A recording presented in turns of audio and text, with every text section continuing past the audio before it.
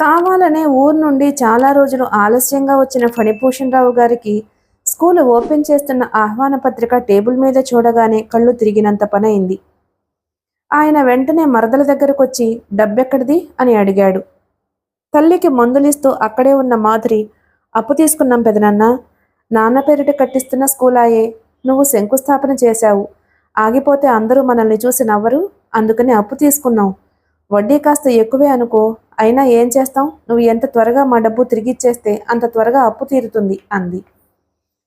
ఇల్లు తాకట్టు పెట్టి అప్పు తెచ్చారు అన్న వార్త విని ఆయన లోపల మరింత మండిపడ్డాడు. ఇన్నాళ్లకి ఆయనకు తెలియకుండా, ఆయన్ని సంప్రదించకుండా ఆ ఇంట్లో ఒక పని జరిగింది. మాధురికి ఈ ధైర్యం రావడానికి కారణం ఎవరో ఆయన ఊహించలేనంత వెర్రివాడేమీ కాదు. ఆ వ్యక్తి కొడుకు ఆనందం కొల్లగొట్టినప్పుడు కూడా ఆయనంత బాధపడలేదు. మాధురికి అండగా నిలిచి వాళ్లను తనకు ఎదురు తిరిగేటట్టు ప్రోత్సహించడం ఈషన్ మాత్రం కూడా సహించలేకుండా ఉన్నాడు. కుర్రవెధవులనే వాళ్లను ఆయన చాలా మందిని చూశాడు. వాళ్ల అంతు తేల్చి సోదెలోకి రాకుండా చేయటం ఆయనకి లెక్కలో పని కాదు. తెలివైనవాడు చేయవలసిన పని చెట్టు కొమ్మలు విరచటం కాదు, వేళ్లు నరకాలి. అందుకే ఆయన ఎలాంటి ఆవేశమూ కనబరచకుండా చాలా మంచిదమ్మా, చాలా సంతోషం అని లేచి వచ్చేశాడు. స్కూల్ ఓపెనింగ్ రోజున మాధురి చేసిన ఆర్భాటం ఇంతా అంతా కాదు. తెలిసిన వాళ్ళనందరినీ పిలిచింది. అందరూ వచ్చారు. రాని మనిషి ఒక్క రమేష్ మాత్రమే. మాధురి ఎంత బలవంతం చేసినా అతను వినలేదు. మీరు అనుకున్న ప్రకారం స్కూల్ పూర్తయింది. నాకు తోచిన సహాయం చేశాను. ఇక నా డ్యూటీ అయిపోయింది. నన్ను బలవంతం చేయకండి అన్నాడతను. హేమ వస్తానంటే తీసుకువెళ్ళండి అన్నాడు. కానీ రమేష్ రాను అనడంతో హేమ కూడా వెళ్ళలేదు. 2 రోజుల తర్వాత ఒకనాడు మాధురి ఉదయమే వచ్చింది. హేమ తలంటుకుంటుంది. రమేష్ మాధురిని కూర్చోమని బయటకు వెళ్ళిపోవడానికి చెప్పులు వేసుకుంటున్నాడు. మాధురి బ్యాగ్లో నుంచి లావుగా ఉన్న ఒక కవర్ తీసి రమేష్కి అందిస్తూ, ఇదిగో, లేట్ అయిపోయింది, సారీ, ఏమనుకోవద్దు అంది. ఏమిటది? నుదురు చిట్లిస్తూ అడిగాడు. మీ ఫీజు, స్కూల్ కట్టించడానికి పడ్డ శ్రమకు ఫలితం. నేనెప్పుడూ ప్రతిఫలం కోరలేదే.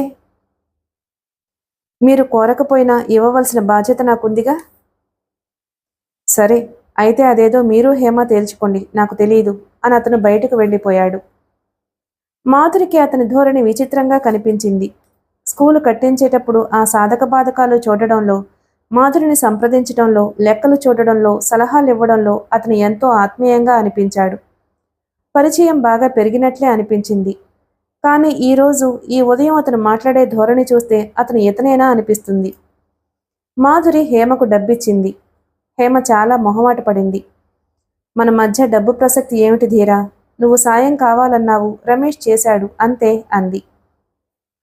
మీ భార్యాభర్తలిద్దరూ నా గురించి ఏమనుకుంటారు అసలు? మీ ఆయన చేత రాత్రనక పగలనక చాకరీ చేయించి ఇది స్నేహంలే అని ఊరుకోమంటావా నన్ను? అసలు పొరపాటంతా నాదే. ముందర ఈ డబ్బు విషయం మాట్లాడేసుంటే పోయేది. హేమ, మన స్నేహానికి దీనికి కలలో కూడా లంకె పెట్టొద్దు. ఈ రెండిటికి సంబంధం లేదు. ఈ డబ్బులు తీసుకోనంటే నేను అసలే మీ ఇంటికి రాను. హేమ చప్పున మాధురి నోరు మూసింది. ఈ కాస్త విషయానికి అంతలేసి మాటలెందుకు ధీరా? నువ్వు గట్టిగా తీసుకోమంటే నే కాదనను. కానీ రమేష్ నీకు ఈ పని చేసి పెట్టింది కేవలం కృతజ్ఞతతో, నీ మీద నాకుండే స్నేహభావంతో అని మర్చిపోకు. నువ్వు ఆ రోజున మాకు చేసిన సహాయానికి మేము ఎంత చేసినా నీ రుణం తీరదు. ఆ రుణం అలా విడిగా ఉంచవో ఆప్తురాలా? ఇంకెప్పుడైనా వడ్డీతో సహా వసూలు చేస్తాను అని హామీ ఇచ్చానుగా. ప్రస్తుతానికి ఈ లెక్క తేల్చేయి. నన్ను మీరు చాలా అవసరంలో ఆదుకున్నారు. రమేష్ అండగనక లేనట్లయితే ఈ జన్మలో ఆ స్కూలు పూర్తి కావడం నేను చూసుండేదాన్ని కాదు. ఈ డబ్బు అతనికి మీ ఆయనగా భావించి ఇవ్వడం లేదు, ఓ కాంట్రాక్టర్గా అనుకుని ఇస్తున్నాను. ఈ ప్రసంగం ఇంతటితో ఆగిపోయింది, ఇక మాట్లాడకు అంది. హేమ నిజంగానే ఏమీ మాట్లాడలేకపోయింది. మాధురి వెళ్ళిన తరువాత హేమ కవరు తీసి చూసింది. ఆ డబ్బు చూడగానే హేమ గుండెల మీద నుంచి కొండంత బరువు దించినట్లయింది.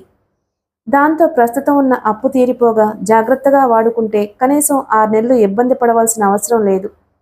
ఆ క్షణంలో హేమ మనసు మాధురి పట్ల మరింత కృతజ్ఞతతో, ఆత్మీయతతో, స్నేహభావంతో ఆర్ద్రమైపోయింది. తన ప్రార్థనలు ఆలకించినట్లుగా భగవంతుడు మాధురి రూపంలో ఇలా ఆదుకుంటున్నట్టుగా అనిపించసాగింది. ఆ మధ్యాహ్నం అంతా సుందరం ఇంట్లో ఉండడంతో తర్వాత రమేష్ ఎక్కడికో వెళ్లడంతో హేమకు వెంటనే ఈ విషయం అతనికి చెప్పే అవకాశం చెక్కలేదు.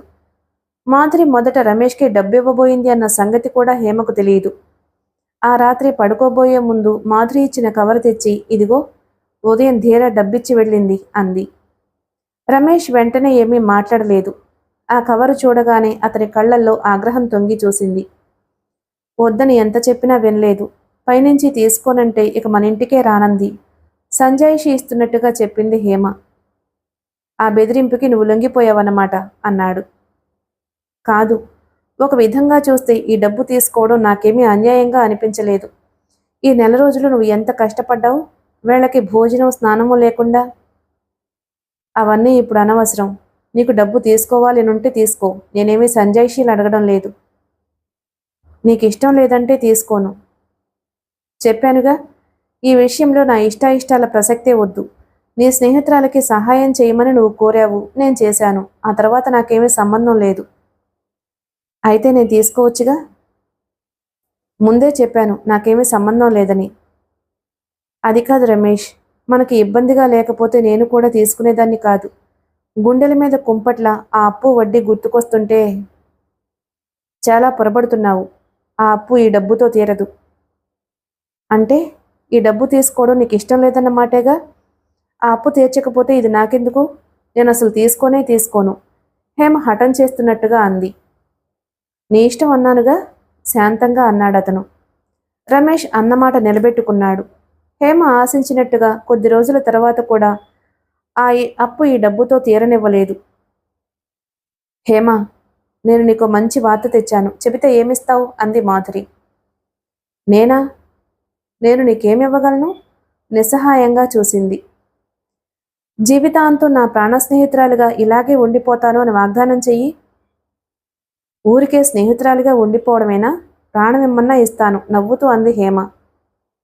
అంత దురాశ నాకేమీ లేదులే. అయినా నా ప్రాణమే భరించలేక నేను హైరాణ పడుతుంటే నీ ప్రాణం నాకెందుకు? సరే, నువ్వు కోరింది ఏదైనా చేస్తాను, ఇస్తాను. సరే, ఇంతకీ విషయం ఏమిటో చెప్పు హేమ ఆదుర్దాగా అడిగింది. నా ఫ్రెండ్స్లో ఒకళ్ళు పెద్ద మొత్తం పెట్టి ఇల్లు కట్టించబోతున్నారు. దాని తాలూకు కాంట్రాక్ట్ మీ హీరో గారికి రాబోతుంది.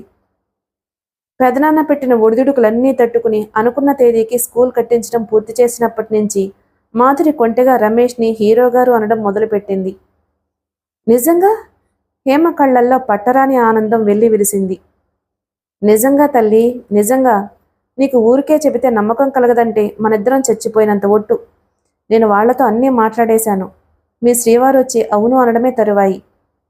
ధీరా, నీ రుణం తీర్చుకోగలనా నేను?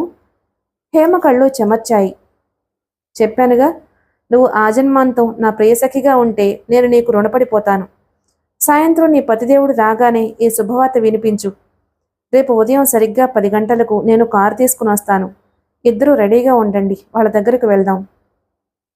ఆనందంతో కళకళలాడుతున్న హేమ కళ్లల్లో చటుక్కున ఏదో అనుమానం తొంగి చూసింది. వెంటనే మాధురి దగ్గరకు వచ్చి 2 చేతులు పట్టుకుని గుండెలకు చేరువుగా లాక్కుంటూ, ధీరా, నువ్వు నాకు సాయం చేసి పెట్టాలి అంది. ఏమిటది? ఈ మంచి వార్త రమేష్కి నువ్వే వినిపించాలి. నేను చెప్పలేను. ఎరగనట్లే ఉంటాను. అతనే వచ్చి నాకు చెప్పని. మళ్ళీ ఈ త్రకాసేమిటి? అది దాంపత్య జీవితంలో ఉండే ఒక రహస్యంలే. హైసి, కానీ ఆ మహానుభావుడు నువ్వు లేకుండా నా దగ్గరకు వస్తాడో నమ్మకం ఏమిటి? నేను పంపిస్తానుగా. రాకపోతే పంపించే బాధ్యత నాది. సరే, నీ ఇష్టం అంది మాధురి. హేమ మనసులో అసలు ఉద్దేశం వేరు. తనకి తానుగా చెబితే రమేష్ కాదంటాడేమో అని ఆమె భయం. దాదాపు 10,000కు పైగా చేసే ఇల్లట, 10% ఇస్తారట. రమేష్ ఎలాంటి తర్కమో పెట్టుకోకుండా ఈ కాంట్రాక్ట్ తీసుకుంటే ఎంత బావుండును. దరిద్రపు సుడిగుండంలో చిక్కుకుని గిరిగిరా తిరుగుతున్న సంసార నౌక మునిగిపోకుండా బయటపడడానికి ఎంత మంచి అవకాశం. భగవంతుడు దయతల్చబట్టే ఇది చేతికి అందడానికి సిద్ధమవుతుంది. రమేష్ మూర్ఖంగా కాదంటే కేవలం దురదృష్టం అనుకోవాలి.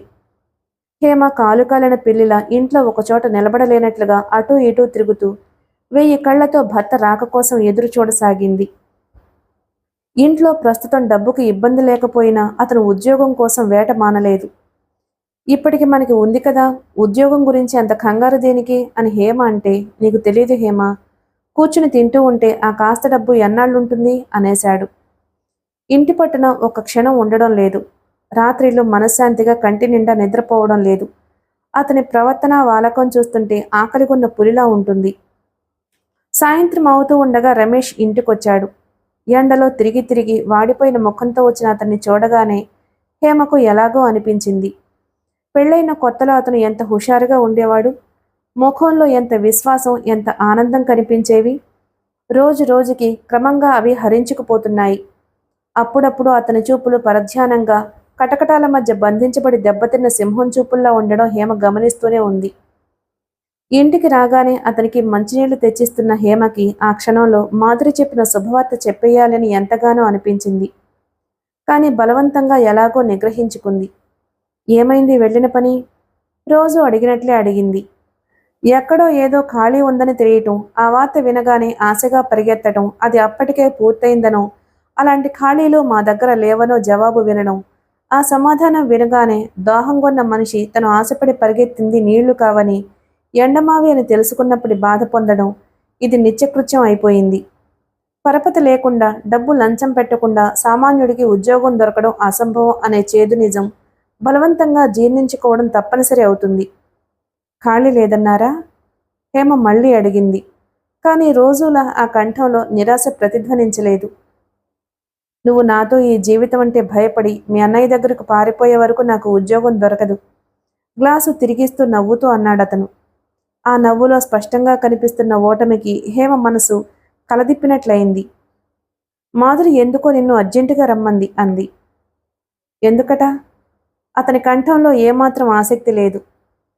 ఏమో చెప్పలేదు. నువ్వు అడగలేదా? హేమ లేదన్నట్టు తల తిప్పింది. అది స్నేహితురాలు కనిపిస్తే చాలు, ఇంకేమీ గుర్తుండదు. రమ్మనమని చెబితే కనీసం ఎందుకు అని అడగాలనే విషయం కూడా జ్ఞాపకం రానంత కబుర్లన్నమాట. నేను అడిగాను, తనే చెప్పలేదు. నీకు చెప్పిన తర్వాతే చెబుతుందట నాకు. నీకు మొదట చెప్పకుండా నేను వినవలసిన విషయాలేమీ నాకు లేవన్నాను అని ఈసారి అడిగితే చెప్పు. రమేష్ షర్టు విప్పి స్టాండ్ మీద పడేసి మంచం మీద కూర్చున్నాడు. మాధురితో నిన్ను తప్పకుండా పంపిస్తాను అని చెప్పాను, హేమ హెచ్చరిస్తున్నట్టుగా అంది. ఎందుకు చెప్పావు? ఆవిడ కబురు చేయగానే పరిగెత్తడానికి నేనేమీ ఆవిడ జీతం తీసుకునే నౌకర్ని అనుకున్నావా? నువ్వు ఇలా మాట్లాడతావో అని అనుకోలేదు. చాలా అర్జెంటు. అవని, అంత అవసరమైతే ఆవిడే వస్తుంది. హేమకి కోపం వచ్చింది. అబ్బబ్బా, నువ్వు ఎప్పుడు ఇంతే. ప్రతి చిన్న విషయం సాగలాగి తర్కంలోకి దించితే గాని నీకు బాగుండదు. మాధురి మన మంచి కోరే మనిషి. నువ్వు వెళ్తే తప్పే ఉంది. నిన్ను తప్పకుండా పంపిస్తాను అని చెప్పాను. ఇష్టమైతే వెళ్ళు, లేకపోతే మానే. నువ్వు వెళ్ళకపోతే భార్య మాటంటే భర్తకి అంత లక్ష్యం కాబోలు అనుకుని ఊరుకుంటుంది, అంతేగా. దానివల్ల నీకొచ్చే నష్టమేమీ లేదు. రమేష్ క్షణంసేపు విసుగ్గా ఉన్న హేమ మొహం వైపు తదేకంగా చూశాడు. అతని చూపులు వాడిగా ఉన్నాయి. వెంటనే చటుక్కున లేచి టవల్ తీసుకుని బాత్రూంలోకి వెళ్ళాడు. హేమ వంటింట్లోకి వచ్చింది. ఈ మనిషిని అర్థం చేసుకోవడం ఎలా? ఒక్కోసారి నీ కనుసన్నలు దాటను అన్నట్టు ప్రవర్తిస్తాడు. ఇంకోసారి నీ మాటలు నాకు లెక్కేమిటి అన్నట్టు తిరస్కారంగా చూస్తాడు. మాధురి చెప్పిన ఆ కాంట్రాక్ట్ ఒప్పేసుకుంటే బావుండును. ఆర్థిక స్థితి కాస్త చక్కబడితే ఈ చికాకులన్నీ తగ్గుతాయి.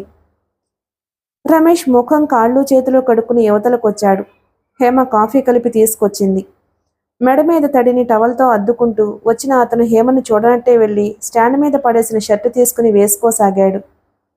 ఇదిగో కాఫీ అంది. షర్టు గుండీలు పెట్టుకోవడం పూర్తి చేసిన అతను వినిపించినట్లుగానే వెళ్ళి గబగబా చెప్పులు వేసుకోసాగాడు. రమేష్, నిన్నే. ఇదిగో కాఫీ, హేమ హెచ్చరించింది. వినిపించింది.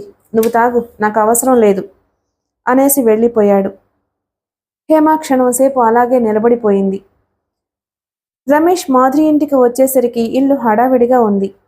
బేబమ్మ గారు లోపలున్నారు, కూర్చొని పిలుస్తాను అని కుర్చీ చూపించి లోపలికి వెళ్ళాడు నౌకరు. రమేష్ కూర్చున్నాడు. ఆ గది, అందులో అమర్చిన వస్తువులు ఆడంబరంగా ఉన్నాయి. గోడ మీద అర్ధనగ్నంగా ఉన్న ఒక అమ్మాయి ఫోటో ఉంది. ఆ ఫోటోని తదేకంగా చూస్తున్నట్టు ఎదురుగా గాంధీజీ తైలవర్ణ చిత్రం ఉంది. రమేష్కి ఆ రెంటిని చూడగానే నవ్వొచ్చింది. మాధురికి చీరల మీద, నగల మీద ఉన్న శ్రద్ధ ఇంటి అలంకరణ మీద లేదు అని అతను ఈ ఇంట్లో అడుగుపెట్టిన మొదటి నాడే గ్రహించాడు. లోపల దూరంగా మాధురి గదిలో నుంచి పకపకమని నవ్వులు కేరింతలు వినిపిస్తున్నాయి. రమేష్ జేబులోంచి సిగరెట్ పెట్టి తీసుకున్నాడు. కొన్ని సమయాల్లో సిగరెట్ ఏదో విచిత్రమైన శక్తిని ప్రసాదించినట్టుంటుంది. నౌకర్ లోపలికి వెళ్లిన వెంటనే మాధురి పరుగులాంటి నడకతో రమేష్ కూర్చున్న గదిలోకి వచ్చింది. హరే, మీరొచ్చారా? రారనే అనుకున్నాను సుమా. హేమ నన్ను పూర్తిగా ఓడించింది అంది. సిగరెట్ వెలిగించుకోబోతున్న అతను ఆ ప్రయత్నం ఆపేసి అగ్గిపుల్ల ఆర్పి టీపై మీద ఉన్న యాష్ట్రేలో పడేశాడు. పర్వాలేదు, కాల్చండి, ఐ డోంట్ మైండ్, మాధురి కూర్చుంటూ అంది. మళ్ళీ లోపల నుంచి కిలకిలా నవ్వులు వినిపించాయి. సారీ, మిమ్మల్ని డిస్టర్బ్ చేసినట్టున్నాను. నోనో, నేను ఇప్పుడే వస్తాను. మీరు కాఫీ తీసుకుంటారా, టీయా? ఏమీ వద్దు, హేమ ఇప్పుడే ఇచ్చింది, తాగొస్తున్నాను. మీ ఇంటి నుంచి మా ఇంటికి రావాలంటే కనీసం అరగంట అయినా పడుతుంది. పోనీ షర్బత్ తీసుకోండి. ప్లీజ్ వద్దు. ప్లీజ్ భయపడకండి, అందులో నేనేమీ మత్తుమందు కలపను. మాధురి కొంటిగా చూసి లోపలికి పరిగెత్తింది. రమేష్ టీపై మీద ఉన్న పుస్తకం తీసుకుని పేజీలు తిరగేయసాగాడు. తనని చూడగానే మాధురి పొందిన ఆశ్చర్యం అతనికి ఏమిటోగా ఉంది. రానని అనుకుందా? ఓడిపోయాను అంటుందేమిటి? హేమ లేకుండా మాధురితో ఒంటరిగా మాట్లాడడం అతనికి ఇదే మొదటిసారి. కిలకిలా నవ్వులు చెట్టుకున్న దగ్గరయ్యాయి. రమేష్ కళ్ళెత్తి చూసేసరికి అరడజన మంది ఆడపిల్లలు రంగురంగుల దుస్తులతో రకరకాల పరిమళాలతో అతని ముందు నుంచి వెళ్ళిపోయారు. 10 నిమిషాల అనంతరం మాధురి ట్రేలో షర్బత్ గ్లాసులు పెట్టి తెచ్చింది. మీరు తీసుకోక తప్పదు అంది. మీ ఫ్రెండ్స్ వెళ్ళిపోయినట్టున్నారే? మా కోతులు అనండి, నేనే పంపించేశాను. షర్బత్ తీసుకోండి. చల్లటి పానీయం తాగుతూ తీయటి కబురు విందురుగాని. నేను మీకు మంచి మాట చెబుతాను, మీరు నాకేమిస్తారు? కవ్వింపుగా అంది మాధురి. బేదవాళ్ళం, మీకేమివ్వగలం మేము? రమేష్ మాధురి కవ్వింపు గుర్తించినట్లే మాట్లాడాడు. గొప్పవాళ్ళైతే ఇవ్వగలమంటారా? మీకంటే గొప్పవాళ్ళం ఎప్పటికీ కాలేము. చెప్పండి, ఏమిటది? మీకు మరో కాంట్రాక్ట్ రాబోతుంది. 60,000 రూపాయలు ఖరీదు చేసే బిల్డింగు. మాటలన్నీ పూర్తయ్యాయి. మీరు సంతకం పెట్టి ఒప్పుకోవడమే తరువాయి. ఆయన కాస్త చాదస్తుడులేండి. ప్రతి చిన్నదానికి రాతపూర్వకంగా హామీ కావాలంటాడు. రమేష్ నిటారుగా అయ్యాడు. మాధురి తన ధోరణిలో చెప్పుకుపోతుంది. కానీ ఒక్క షరతు. నేను మీకు ఇది ఇప్పించాలంటే మీరు నాకు ఒక వాగ్దానం చేయాలి. ఏమిటది? అప్పటికే అతని మనసులో 1,00,000 అనుమానాలు, కోటి ప్రశ్నలు పిల్లచాపల్లా ఎగిరిపడుతున్నాయి. తనకి తానుగా ఎంత ప్రయత్నించినా ఏ చిన్న అవకాశమూ రాలేదు. మళ్ళీ మాధురి ద్వారానే ఒప్పుకోవడమా, మారడమా? ఒప్పుకోవడానికి అతనికి రోషం, వద్దనడానికి హేమ విసుగు నిండిన ముఖం.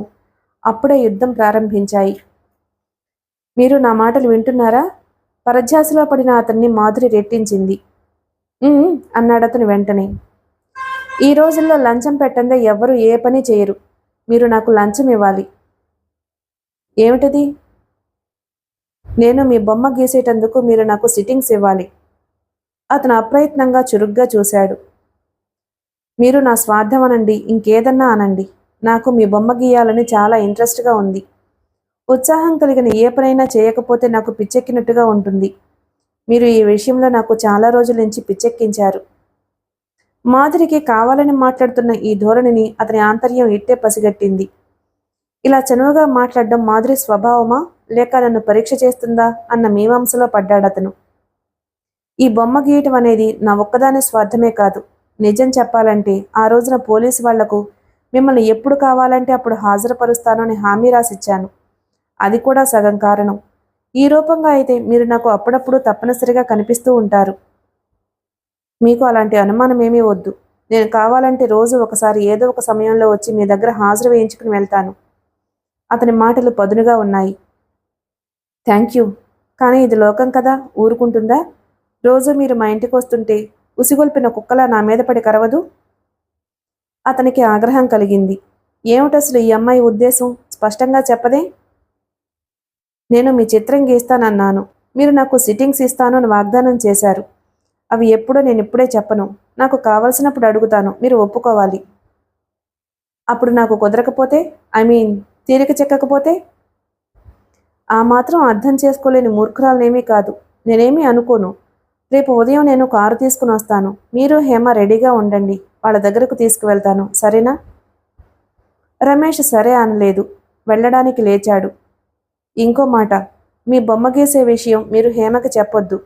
నేను సడన్గా చూపించి సర్ప్రైజ్ చేస్తాను. ఇది మన రహస్యం. అతను కంపరంగా చూశాడు. ఇది కూడా కాంట్రాక్ట్ ఇప్పించడానికి ఒక షరతా? మీరు ఎలా అనుకున్నా నాకు అభ్యంతరం లేదు. వస్తాను. Wish you good luck mister contractor. Madhuri నవ్వింది. రమేష్ పార్కులో సిమెంట్ బెంచి మీద కూర్చున్నాడు. అతనికి ఆలోచనల భారంతో తల వేడెక్కినట్లుగా దిమ్ముగా ఉంది. ఈరోజు మాట్లాడిన మాధురి పూర్తిగా వేరులా ఉంది. ఈ కాంట్రాక్ట్ ఒప్పుకోవడమా మారడమా అనేది అతను తేల్చుకోలేకుండా ఉన్నాడు. వద్దు అనడం చాలా తేలిక. రేపు మాధురి వచ్చేసరికి ఇంట్లో ఉండకుండా ఎక్కడికైనా వెళ్ళిపోతే చాలు. కానీ రాకరాక వచ్చిన అవకాశం అతని కళ్ళ ముందు దిగులు నిండిన హేమ ముఖం కనిపించింది. ఈ కాంట్రాక్ట్ తీసుకుంటే కొద్ది రోజులు నిశ్చింతగా ఉండొచ్చు. కానీ మాధురి పెట్టిన షరతులు, చెప్పిన విషయాలు కలవరపరుస్తున్నాయి. మనసు ఫలానా అని చెప్పుకోలేని భయసందేహాలను వాసన చూస్తున్నట్టు పసిగడుతుంది. దూరంగా ఉండడం మంచిదని హెచ్చరిస్తుంది. నన్ను ఎన్నాళ్ళు ఇలా అశాంతితో, భవిష్యత్తును గురించిన బెంగతో బాధపడమంటావు అని హేమ నిలదీస్తున్నట్టుగా ఉంది. Wish you good luck mister contractor అన్న మాధురి స్వరం కూడా కవ్వింపుగా వినిపిస్తూనే ఉంది. రమేష్ ఇంకా ఎటూ నిర్ణయించుకోలేని అనిశ్చిత స్థితిలో ఇంటికొచ్చాడు. మాధురి ఉందా? ఆదుర్దాగా అడిగింది హేమ. ఉంది, ముక్తసరిగా చెప్పాడతను. హేమకి అతని ముఖం చూస్తే చాలా భయం వేసింది. వెంటనే వివరాలు అడగడానికి ధైర్యం చాలలేదు.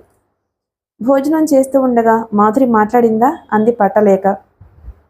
మాట్లాడింది. అతను సరిగా భోజనం చేయనే లేదు. హేమకి కూడా తినాలనిపించలేదు. త్వరగా వంటిల్లు సర్ది ముందు గదిలోకి వచ్చేసింది.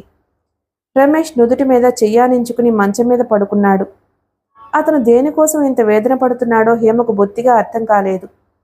క్షణంసేపు తటపటాయించి వెళ్ళి మంచం మీద దగ్గరగా కూర్చుని అతని చెయ్యి ముఖం మెంచి తీసేసింది. ఏమైంది? మాధురి ఏం చెప్పింది అంది. రమేష్ క్లుప్తంగా కాంట్రాక్ట్ సంగతి చెప్పాడు. నువ్వేమన్నావు? ఆదుర్దాన్ని అణుచుకుంటూ అడిగింది. ఏమీ చెప్పలేదు. నాకెందుకో ఒప్పుకోవాలి అని లేదు హేమ. రమేష్, నిజం చెప్పు. ఏమిటి నీ సందేహం? ఎంతో సంతోషంతో వెంటనే అంగీకరించవలసిన విషయానికి ఇంత సంకోచిస్తున్నావెందుకు? నీకు తెలియదు హేమ. అతను సరిగ్గా కారణం చెప్పలేకపోయాడు. నాకు తెలుసు, బాగా తెలుసు. మాధురి సహాయం తీసుకున్నట్టు అవుతుంది అని నీ భయం. ఏ తీసుకుంటే తప్ప? మాధురి మన మంచి కోరే మనిషి. మొన్న మనం తనకి కావాలంటే అండగా నిలబడలేదు. మళ్ళీ ఏదైనా అవసరం వస్తే తప్పకుండా సాయపడి రుణం తీర్చుకుందాం. అసలు ఒక మనిషి ఇంకొకరికి సహాయపడకుండా ఉంటే ఈ ప్రపంచంలో బ్రతకగలమా? హేమ హఠాత్తుగా అతని గుండెల మీద వాలిపోయింది. రమేష్, నీకు పుణ్యం ఉంటుంది. ఈ కాంట్రాక్ట్ కాదనకు. మనకి ఎంతకంటే మంచి అవకాశం రాదు. ఒప్పుకో. ఒప్పుకుంటానని నా తల మీద చేయి పెట్టి ప్రమాణం చెయ్యి. హేమ. హేమ బలవంతంగా అతని చెయ్యి తీసి తన తల మీద పెట్టేసుకుంది. నాకు ప్రమాణం చేశావు అంది తెచ్చిపెట్టుకున్న నవ్వుతో. సరే హేమ. నిస్సహాయంగా అంగీకరించాడతను. అతని సంకోచాలు, భయాలు అన్నీ హేమ కళ్ళల్లో దిగులు చూడగానే రూపులేనట్టుగా చెల్లాచెదురయ్యాయి. రమేష్ ప్రపంచం హఠాత్తుగా మారిపోయింది. అతని మనసుని ఇదివరకు ఎల్లవేళలా ఆక్రమించుకుని ఉండే పుస్తకాలు, ప్రసిద్ధుల వ్యాసాలు, మానకుండా వెళ్ళి వినే ఫిలాసఫీ ఉపన్యాసాలు చెదిరిపోయి వాటి స్థానాల్లో ఇసుక, సిమెంటు, ఇటుకలు వచ్చి నిండిపోయాయి. రమేష్ మాధురి చెప్పిన కాంట్రాక్ట్ తీసుకున్నాడు. ఆ ఇల్లు 2 నెలల్లో పూర్తి చేసి అప్పగించేటట్టు అగ్రిమెంట్ మీద సంతకం పెట్టిన రోజు నుంచే అతని జీవితంలో స్తబ్దత మాయమైంది. రోజులు గడవడంలో వేగం హెచ్చింది. ఆలోచనలు పాతదోవలు మాని హఠాత్తుగా కొత్త పుంతలు తొక్కసాగాయి. నిజానికి అతనికి ఇల్లు కట్టించటం లాంటి పనుల్లో అనుభవం ఏమీ లేదు. మాధురి తండ్రి పేరిట స్కూలు కట్టించడం పూర్తి చేసినప్పుడు కూడా అతనికేమీ తెలియదు. బాగా అనుభవం గల పరమేశ్వరయ్య మేస్త్రిని పట్టుకుని పూర్తిగా అతని సలహా ప్రకారం నడిచాడు. ముందుకొస్తే నుయ్యి, వెనక చూస్తే గొయ్యి అయిన పరిస్థితుల్లో కాస్త ఈత తెలుసు కదా అని ధైర్యం చేసి నూతిలోకి ఉరికేసిన మనిషిలా ఆ ఉదయం మాధురి చెప్పిన కాంట్రాక్ట్ మీద సంతకం పెట్టేశాడు రమేష్. తిరిగి ఇంటికి వస్తుంటే అతనికి అంతా అయోమయంగా, చెవుల్లో హోరు మొదలైనట్లుగా ఉంది. యుద్ధానికి బయలుదేరమని ఆదేశం పొందిన సైనికుల్లా అయ్యాడు. ఇంటికి రాగానే నేను ఇప్పుడే వస్తాను హేమ అంటూ సమాధానం కోసం కూడా చూడకుండా పరమేశ్వరయ్య మేస్త్రి దగ్గరకు పరిగెత్తాడు. నాకు ఇంకో కాంట్రాక్ట్ వచ్చింది. ఇదంతా నాకు కొత్త. నువ్వు ఇది సొంత పనిగా చూసుకుని పని చెయ్యి. నాకు ఇచ్చే దాంట్లో ఇద్దరము చెరిసగం పంచుకుందాం అని దాపరికం లేకుండా చెప్పేశాడు. తర్వాత చూడాల్సిన విషయాలన్నీ పరమేశ్వరయ్యే చూశాడు. రమేష్ నామక వెంటుంటాడు. సిటీలో పేరు మోసిన ఇంజనీర్ దగ్గరకు వెళ్ళి అతని సలహాలు తీసుకున్నారు. ఇల్లు కట్టేటప్పుడు అప్పుడప్పుడు వచ్చి ఆయన చెక్ చేసి సలహాలు ఇచ్చేటట్టుగాను, దానికి వీళ్ళు కొంత ఫీజు చెల్లించేటట్టుగాను ఏర్పాటు చేసుకున్నారు. ఆ కాంట్రాక్ట్ మీద సంతకం పెట్టిన వేళ ఎంత మంచిదో కానీ నెల రోజులు తిరగకుండానే కడుతున్న ఇంటికి రూఫ్ పడకముందే ఆ ఇంటి వాళ్ళ బంధువులు ఇంకొకళ్ళకి 40,000తో ఇల్లు కట్టించమని చెప్పారు. ఆ రోజున రమేష్ పొందిన ఆనందం ఇంతా అంతా కాదు. ఇంటికి వస్తూ స్వీట్సు, పళ్ళు, పువ్వులు పట్టుకొచ్చాడు. హేమను బయలుదేరమని తొందర చేసి బజారు తీసుకువెళ్ళి హేమ వద్దని నసుకుతున్నా వినకుండా చీరలు, గాజులు, అతని దృష్టిలో ఆడవాళ్లకు అవసరం అనిపించిన వస్తువులు అన్నీ కొనేశాడు. ఇద్దరు ప్యాకెట్లతో ఇంటికి తిరిగి వచ్చేసరికి తాళం వేసి ఉన్న తలుపుల ముందు చెరగిలబడి కూర్చుని సుందరం జపం చేస్తున్నాడు. అయ్యయ్యో, మా తొందరలో తాళం చెవి ఇంటి వాళ్లకు ఇవ్వడం మర్చిపోయాం అంది హేమ నొచ్చుకుంటూ. సారీ బ్రదర్ అన్నాడు రమేష్. హేమ తలుపులు తెరిచిన వెంటనే లోపలికి వెళ్ళి స్వీట్స్ పళ్ళెంలో పెట్టి తెచ్చి సుందరానికి ఇచ్చింది. ఏమిటి విశేషం అన్నాడతను. డబ్బొచ్చింది అంది హేమ. నిజంగా? అయితే కనీసం వారానికి ఒక్కసారైనా ఇలా డబ్బొస్తే బావుణ్ణు అన్నాడు. రమేష్ సుందరం దగ్గరగా వచ్చి ప్లేట్లో స్వీట్ తీసి అతని నోట్లో కుక్కుతూ, వారానికి కాదు, కనీసం 6 నెలలకు ఒక్కసారి వచ్చినా చాలు, నీ నోట్లో వద్దన్నా కుక్కుతాను అన్నాడు. చాలా రోజుల తర్వాత రమేష్ ఈ పూట ఎప్పట్లా సరదాగా ఉండడం చూసిన హేమ తృప్తిగా గుండెల నిండా ఊపిరి పీల్చుకుంది. వెధవ డబ్బు మనుషుల్ని ఎంత మార్చేస్తుంది. దేవతల్ని రాక్షసులుగా, రాక్షసుల్ని దైవాలుగా మార్చేయగల శక్తి ఒక డబ్బుకే ఉందేమో. సుందరం భోజనం చేసి వెళ్ళిపోయిన తర్వాత రమేష్ హేమను నీలం చుక్కలున్న తెల్ల చీర కట్టుకుని చూపించమన్నాడు. ఇప్పుడా? రేపు కట్టుకుంటానుగా అంది హేమ. ఇప్పుడే కట్టుకోవాలి అన్నాడతను. హేమ కట్టుకుని వచ్చింది. వంటింట్లోకి వెళ్ళి కొత్త చీర కట్టుకు వచ్చిన హేమ సరాసరి రమేష్ దగ్గరకు రాలేదు. దేవుడు పటం ముందుకు వెళ్ళి నిలబడి కళ్ళు మూసుకుని చేతులు జోడించింది. ఆ జోడించటంలో ఒక్క నిమిషం నిశ్చలంగా నిలబడిపోయింది. దీపాలు వెలుగుతున్న ఆ దేవుడి ఫోటో ముందు కొత్త చీరతో, తలలో పువ్వులతో బొమ్మలా కళ్ళు మూసుకుని నమస్కరిస్తూ నిలబడ్డ హేమ రూపం రమేష్ మనసులో చిత్రంగా ఎప్పటికీ మరవలేనంతగా ముద్రితమైంది. చాలా అన్యాయం సుమా అన్నాడతను. ఏమిటి? హేమ తల తిప్పి చూసింది. చీర కొనిచ్చింది నేను. దేవుడికా నీ కృతజ్ఞతలు? దేవుడిదై ఉంది కాబట్టే ఈరోజు నీ చేతికి ఆ డబ్బొచ్చింది. ఈ చీర నాకు దక్కింది. హేమ నవ్వుతూ అతని ముందుకొచ్చి నిలబడింది. బావుందా అంది. చెప్పలేనంత. రమేష్ హేమను దగ్గరకు తీసుకున్నాడు. అయ్యయ్యో, నా కొత్త చీర నలిగిపోతుంది. హేమ గునిసింది గాని రమేష్ వినలేదు. రమేష్ కట్టడానికి ఒప్పుకున్న 2 ఇళ్ళు పూర్తయ్యాయి.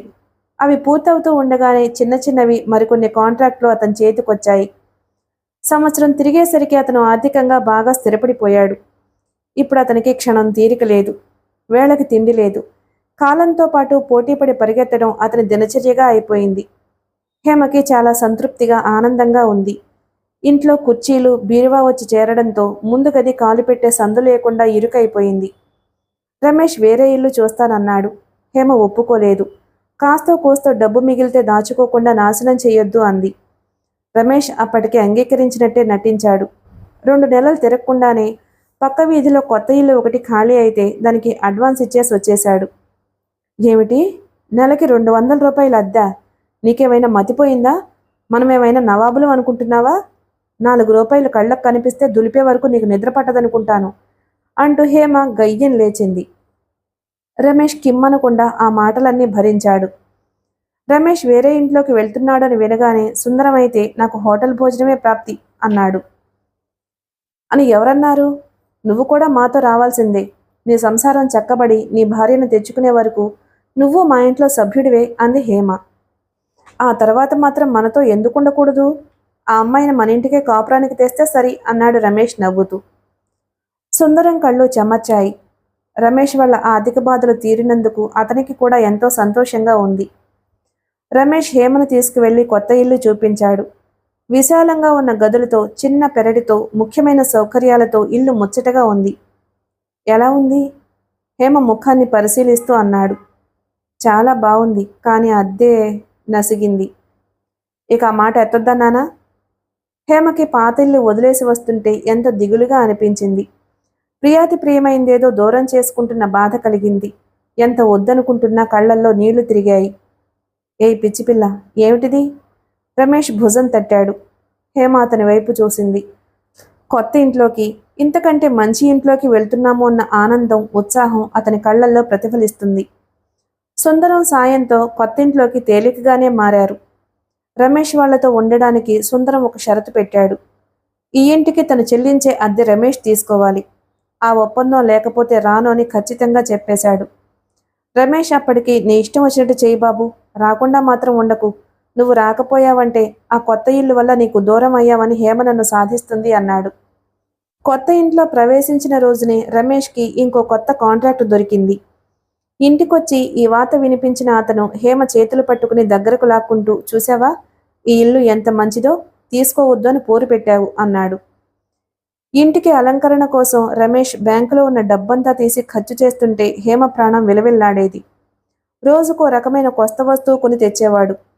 తనే స్వయంగా ఇంటి గుమ్మాలకి కిటికీలకి పరదాలు తగిలించి, డైనింగ్ టేబుల్ కుర్చీలు ఎక్కడ ఉండాలో సర్ది, ముందు గదిలో ఏది ఎక్కడ ఉండాలో అమర్చి, హేమ ఇలారా, ఒకసారి చూడు బావుందా అంటూ పిలిచేవాడు. అంత డబ్బు తగలేస్తే ఎందుకు బావుండదు? లోపల సణుక్కునేది హేమ. పడకగది స్వరూపమే మారిపోయింది.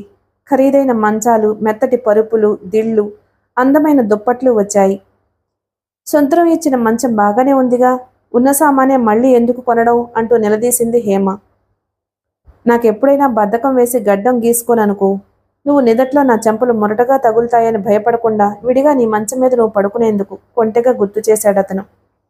చిచి, అవతల సుందరం వింటాడు అన్నట్టు సంజ్ఞ చేసింది హేమ. ఇంటిని ఎంత అలంకరించినా అతనికి ఇంకా అసంతృప్తి. ఏదో తక్కువైనట్టే అనుక్షణం అతని కళ్ళు ఇంటిని పరిశీలిస్తూ ఉండేవి. హేమ, ఇప్పుడెలా ఉంది నీకు? తరచుగా అడిగేవాడతను. బావుంది అనేది హేమ. ఒట్టి బావుండడమేనా? చాలా ఆనందంగా లేదు? చాలా ఆనందంగా ఉంది. నువ్వు మనస్ఫూర్తిగా చెప్పడం లేదు. నిజం చెప్పమంటావా? నేను ఎప్పుడూ ఆనందంగానే ఉన్నాను. రమేష్ హేమ వైపు చురుగ్గా చూసేవాడు. అతనికి ఆ మాటలు అబద్ధంగా అనిపించేవి కాదు. రమేష్కి ఎంత తీరుబడి లేకపోయినా మాధురి సినిమాలని, పిక్నిక్లని, గుర్రపు పందాలని ప్రోగ్రామ్స్ వేసి అతన్ని హేమని లాక్కెళ్తూనే ఉండేది. సుందరాన్ని రమ్మని పిలిచేవాళ్ళు. రమేష్ హేమ ఇద్దరే అయితే సుందరం ఎన్ని పనులున్నా మానుకుని బయలుదేరేవాడు. వాళ్ళ వెంట మాధురి ఉంటే మాత్రం వచ్చేవాడు కాదు. నాకు పనుంది అని వంకపెట్టి మానేసేవాడు. ఆరోగ్యంగా తీరైన శరీరాకృతి గల రమేష్కి ఖరీదైన బట్టలు మరింత హుందాతనం తెచ్చిపెట్టాయి. సూక్ష్మగ్రాహి అయిన అతను చేసే కాంట్రాక్టుల్లో మెలకువలు, సాధక బాధకాలు ఇట్టే గ్రహించసాగాడు. అతనికి చిన్నప్పటి నుంచి పుస్తకాలంటే మహా పిచ్చి. ఏ కాస్త టైం దొరికినా లైబ్రరీలో గడుపుతూ ఉండేవాడు. బాల్యంలో అతను చాకరీ చేసి బ్రతికే ఇళ్లల్లో తన ఈడుపిల్లలు టిప్టాప్గా తయారై బ్యాగు పట్టుకుని స్కూళ్లకు పరిగెత్తుతుంటే నేను కూడా ఎలాగైనా సరే బాగా చదువుకోవాలి, చదువుకుని లెక్చరర్ని అవ్వాలి అంటూ కలలు కనేవాడు. ఎందుకో గాని అతనికి లెక్చరర్ పోస్టు చాలా ఇష్టంగా, ఉత్తమంగా అనిపించేది. ఇప్పుడిప్పుడు తను కట్టిస్తున్న ఇళ్ళు, దుకాణాలు చూస్తుంటే నేను కాంట్రాక్టర్ని అవడమేమిటి అని ఆశ్చర్యం కలుగుతూ ఉండేది. అతని కళ్ళెదుట రాశిగా పడి ఉన్న ఇసుక, పేర్చి ఉన్న ఇటుకలు, సిమెంట్ బస్తాల వరుసలు, మొత్తం అన్ని పుస్తకాల దొంతరలుగా వాటి మధ్య మునిగిపోయి చదువుకుంటున్నట్టుగా అనిపించేది. ఇంకోసారి అవన్నీ తనకెంతో ప్రియమైన స్టూడెంట్స్ అయినట్లు, తను వాళ్ళకి పాఠాలు చెబుతున్నట్టు తోచేది. అలాంటి ఆలోచనలు వచ్చినప్పుడల్లా తల ఒక్క విదిలింపుతో తనను తాను సర్దుకునేవాడు. నాన్సెన్స్. చదువంటే కేవలం స్కూలుకు వెళ్ళి పాఠాలు వల్లెవేయటం కానే కాదు. ఏ వృత్తి చేపడితే అదే చదువు. దానితోనే జీవితం ఎదగాలి. దానితోనే కోరుకున్న ఆనందం పొందాలి. చేతి నిండా ఊపిరాడకుండా పని ఉన్నా, బ్యాంకులో ప్రస్తుతానికి ఎలాంటి ఇబ్బంది రానివ్వను అని హామీ ఇచ్చే అకౌంట్ ఉన్నా అతని మనసులో ఏదో వెలితి, చెప్పలేని అనిశ్చలత్వం. ఈ డబ్బు చాలదు, ఇంకా కావాలి అనే ఆరాటం. ఈ ఆరాటం మనసులో మారుమూల బలంగా ఉండడం వల్లనో ఏమో అతనికి 1-2 సార్లు తనకు ఏమీ లేకుండా పోయినట్టు, హేమ తనను విడిచిపెట్టి అన్నగారి దగ్గరకు వెళ్ళిపోయినట్టు కలొచ్చింది. హేమ, హేమ, నా మాట విను. నిద్రలోనే పిలుస్తూ లేచి కూర్చున్నాడు. అతని పక్కనే గాఢ నిద్రలో ఉన్న హేమ ఈ పిలుపుకి ఉలిక్కిపడి లేచి కూర్చుంది. రమేష్ ముఖం నిండా చిరుచెమటలు అలుముకుని ఉన్నాయి. అతని చూపులు అన్నీ పోగొట్టుకున్నట్లుగా దీనంగా భయవిహ్వలంగా కూడా ఉన్నాయి. రమేష్, ఏమైంది? ఒంట్లో బాగోలేదా? సుందరాన్ని లేపనా? హేమ అతని భుజం ఊపుతూ కంగారుగా అడిగింది. బాగా మెలకువ తెచ్చుకున్న అతను ఏం లేదు అన్నాడు. నిజం చెప్పు, ఏమైంది? ఏం లేదు, ఏదో పీడకలొచ్చింది. ఏం కల బాబు, ఇంత చెమటలు పట్టాయి? హేమ కొంగు తీసి అతడి నుదురు అద్దింది. హేమ. రమేష్ ఎన్నడూ లేనిది పసిపిల్లవాడిలా హేమ గుండెల్లో తలదాచుకున్నాడు. ఎలాంటి పరిస్థితులు వచ్చినా నన్ను విడిచి వెళ్లకు అని వాగ్దానం తీసుకోవాలి అనిపించింది. కానీ గొంతులో ఏదో అడ్డుపడ్డట్టుగా అవడంతో మాట్లాడలేకపోయాడు. హేమ స్పర్శ, గుండెల్లో వెచ్చదనం మెల్లగా అతనికి ధైర్యం ఇస్తున్నట్టుగా అనిపించాయి. రమేష్, దేనికైనా బాధపడుతున్నావా? హేమ మృదువుగా అడిగింది. మనకేం బాధలున్నాయి? కాస్త ఆగి అన్నాడతను. హేమ, ఈ ప్రపంచంలో నీ వల్ల తప్ప నాకు ఇంకే విషయానికి బాధ కలగదు. ఇవేం మాటలు, ఇంకా కలవరిస్తున్నావా? నిజం చెబుతున్నాను హేమ, నన్ను బాధ పెట్టే శక్తి నీ ఒక్కదాని చేతుల్లోనే ఉంది. రమేష్ మాటలు హాస్యంగా గాని సరసంగా గాని లేవు. హేమ కూడా సీరియస్గా చెప్పింది. అయితే నా జవాబు కూడా విను.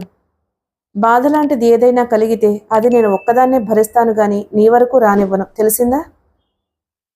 నేను బ్రతికుండగా అలాంటిది జరగదు, నువ్వు కూడా తెలుసుకో అన్నాడతను. హేమకి నిజమే అనిపించింది.